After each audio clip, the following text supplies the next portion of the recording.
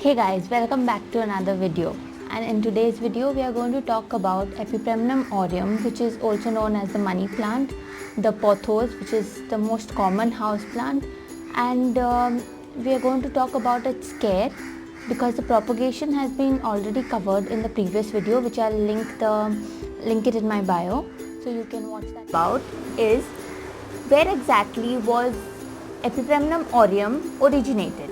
So it was originated in the Solomon Islands and it has been brought as a house plant and spread all over the world, and it thrives in the tropical and subtropical regions. It is the most commonly available house plant. So if you have a garden or even the smallest balcony garden, this plant is a must because it brings greenery to that small space in no time. Okay, so there are 6 most common varieties. Of course, there are many cultivars that we see in nature or which have been hybridized. But today we are going to talk about the basic 6 varieties. So let's begin with the varieties. The first variety and the most commonly found variety is none other than the golden pothos. Now this golden pothos, very commonly found, and sometimes people just throw it in our region because in Goa this plant is very common and grows on roadsides like anything. But when it is growing as a house plant, it's one of the most beautiful plants that you can care for, and you can tame it the way you want it to. Now you can see in this variety there are golden white specks of variegation and the whole overall leaf is green. Now this variegation varies depending on the amount of light that it gets. So you will see the golden variegation being more. Now in this leaf it is more than that of the previous one. Okay, it is kind of goldenish white.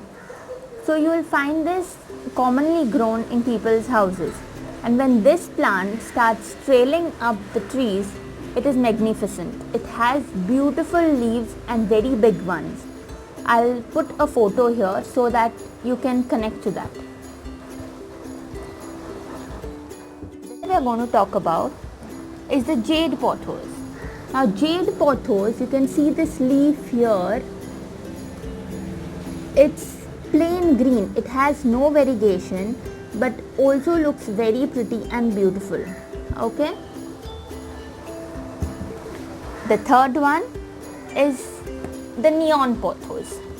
Now this neon pothos, if you can see, it has bright fluorescent green leaves, and this plant adds brightness to any space. So you add this neon pothos, okay, to any space, it is going to make that space look brighter.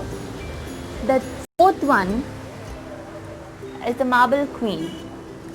Now the variegation on this one, as you can see, there is white leaf, that is more of white, and green specks on it. Now this differs from the next one that I am going to show you for this very reason. So here the whole leaf is white and you have green specks, which is not very defined. Then we have the pothos enjoy, literally enjoying in my turtle pot. You can see how defined the variegation is on this one. Yeah, the white and the green is so defined.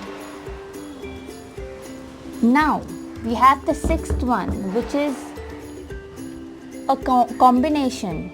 Okay, that cultivar is a combination of marble queen and enjoy pothos. Okay, so here you can see this one, how lovely. I recently added this to my collection, and the leaves on this one are quite huge.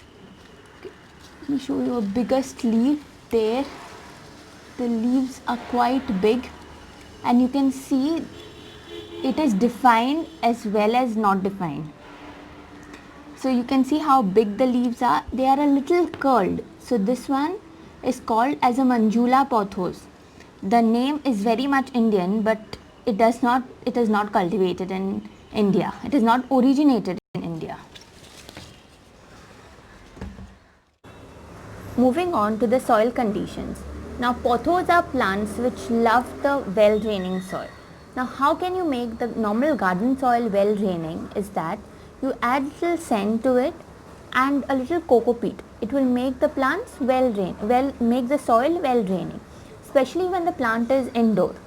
So, and the watering conditions also depend on where the plant is kept.